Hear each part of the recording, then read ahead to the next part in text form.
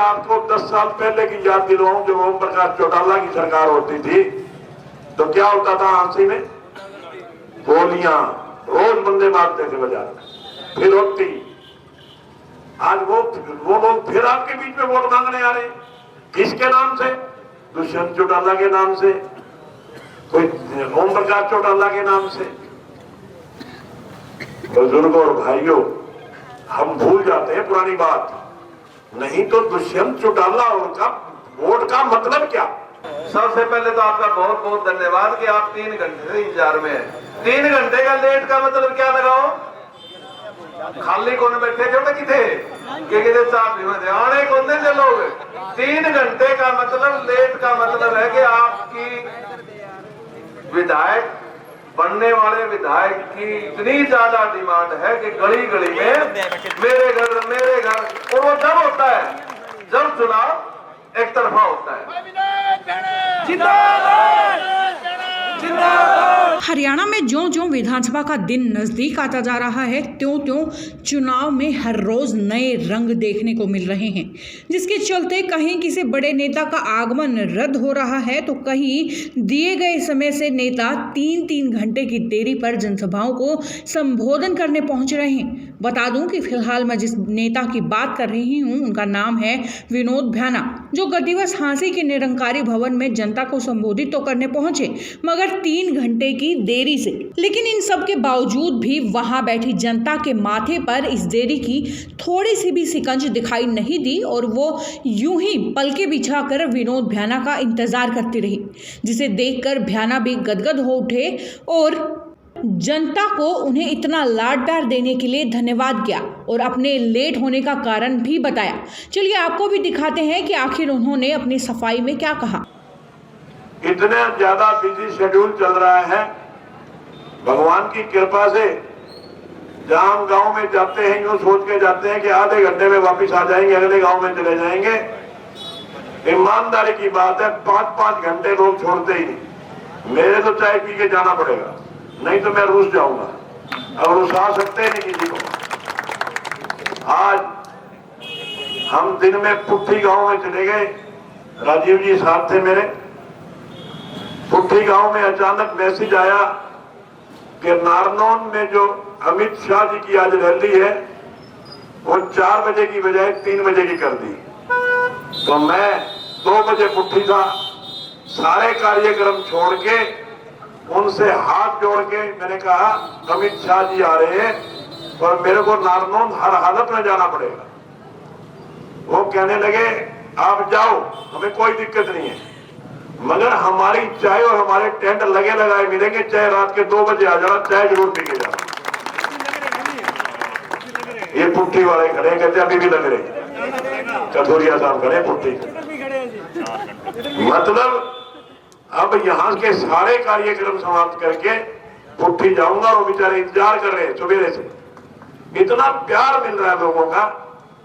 ये प्यार मेरे प्रति नहीं है, ये प्यार आदरणीय नरेंद्र मोदी जी के प्रति, मनोहर लाल खट्टर जी के प्रति, ये उनका तप काम आ रहा है। उन्होंने तपस्या की है।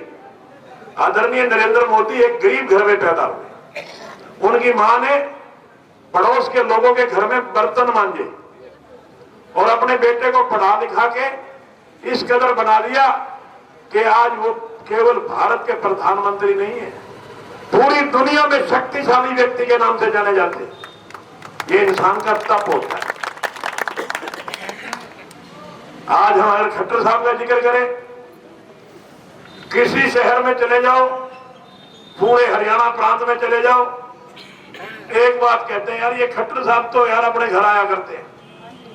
खट्टर साहब तो अचार के साथ रोटी खा लेते थे, खट्टर साहब तो जैसी मर्जी चारपाई दे देते थे, चाहे पंखा नहीं होता था तो भी सो जाते थे। ऐसे ऐसे व्यक्ति जिन्होंने सारी जिंदगी तप किया है, और तप भी किसके लिए किया है? देश के लिए, राष्ट्रहित के लिए। और आज देखो भगवान ने कहां से कहां तक पहुंचा दिया उनको। जो व्यक्ति आम आदमी की तरह घूमता था, आज वो व्यक्ति प्रधानमंत्री है, आज वो व्यक्ति मुख्यमंत्री है। मतलब ईमानदारी से किया हुआ कार्य कभी खाली नहीं जाता। आज आपके सामने सारी बात है। 2014 में लोकसभा के चुनाव हुए, भारत की जनता ने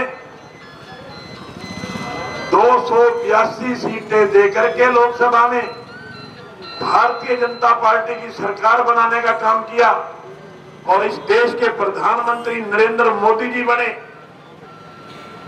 5 साल सरकार चलाने में इतने अच्छे फैसले किए कि जब 2019 में दोबारा जनता के बीच में गए तो लोगों ने 282 की बजाय 303 सीट दे दी, पहले से बढ़ गई।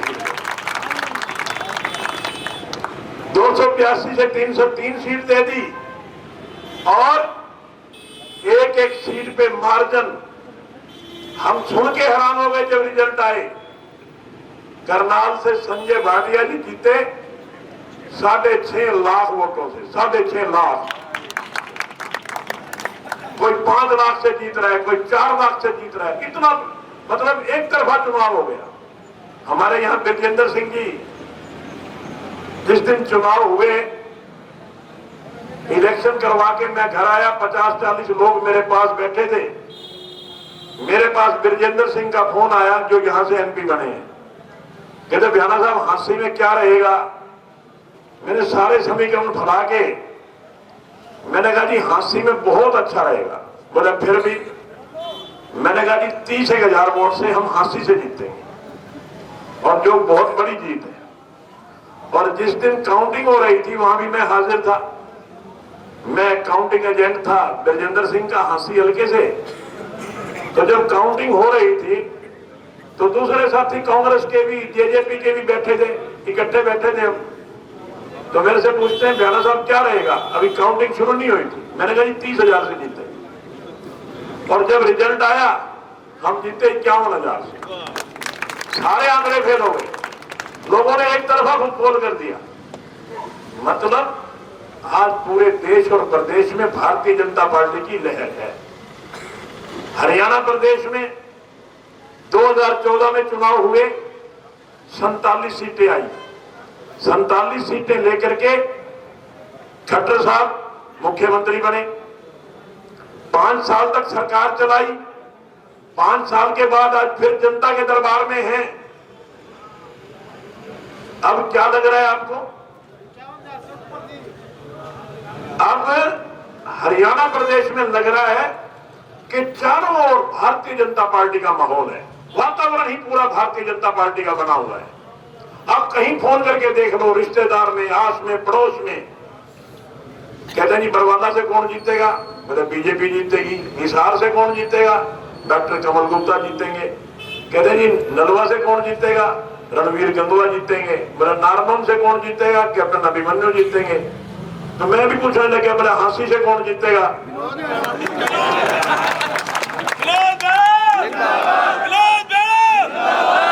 मतलब मैं जीतूंगा जब आप लोग अपना आशीर्वाद दोगे। आपका आशीर्वाद जरूरी है। आपके आशीर्वाद के बिना कोई नहीं जीत सकता, जनता के आशीर्वाद के बिना। मतलब हमारी पार्टी ने, शीर्ष नेतृत्व ने एक नारा दिया है, अब की बार, फिर एक बार, फिर एक बार। देखिए एक मनोहर लाल की सरकार देखी आपने? अभी राजपाल यादव जी चले गए क्या? वो कह रहे थे कि किसी को कोई दुख तकलीफ हुई 5 साल में, और आपने कहा जी नहीं हुई। अगर मैं आपको 10 साल पहले की याद दिलवाऊं जब ओम प्रकाश चौटाला की सरकार होती थी तो क्या होता था? हांसी में गोलियां रोज बंदे मारते थे बाजार में, फिर होती। आज वो लोग फिर आपके बीच में वोट मांगने आ रहे। किसके नाम से? दुष्यंत चौटाला के नाम से, कोई ओम प्रकाश चौटाला के नाम से। बुजुर्गों और भाइयों, हम भूल जाते हैं पुरानी बात। नहीं तो दुष्यंत चौटाला और उनका वोट का मतलब क्या?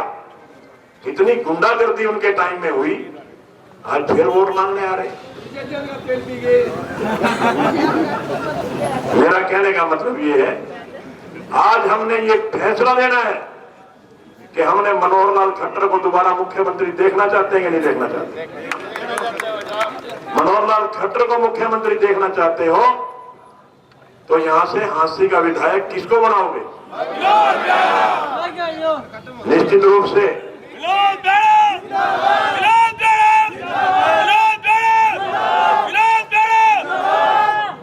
निश्चित रूप से आपका प्यार और आपका आशीर्वाद मुझे हमेशा मिला है और मैं आज भी आपके प्यार और आशीर्वाद की बदौलत भारतीय जनता पार्टी का कैंडिडेट बना, क्योंकि भारतीय जनता पार्टी ऐसे टिकट नहीं देती, बहुत लंबे लंबे सर्वे करवाती है। बहुत से लोग टिकट मांग रहे थे, मगर भारतीय जनता पार्टी के सर्वे के अनुसार जब उन्होंने जनता की राय जानी, गुपचुप तरीके से, शरेआम नहीं, गुपचुप तरीके से जब जनता की राय जानी कि भारतीय जनता पार्टी का सबसे मजबूत प्रत्याशी कौन रहेगा, तो आपका फैसला मेरे हक में गया। और वहां जब पूरा मंथन हुआ, उन्होंने सारी रिपोर्टें देखी, रिपोर्टों में यह आया कि हांसी की जनता विनोद बिहाना को चाहती है, इसलिए मेरे को टिकट दिया। ये भारतीय जनता पार्टी का टिकट है, कोई ऐसी बात नहीं है कि ऐसे ही कोई सिफारिश से टिकट दे देते हैं। बहुत गहन मंथन के बाद टिकट देते हैं और हमेशा उस उम्मीदवार के बारे में पूरा सोच समझ के गहन मंथन करके उसके बाद टिकट देते हैं। आपका मुझे टिकट दिलवाने के लिए भी आपका शुक्रिया, और टिकट तो दिलवा दिया, 21 तारीख को जितवा जरूर देना। आप सबका बहुत बहुत धन्यवाद। जय हिंद।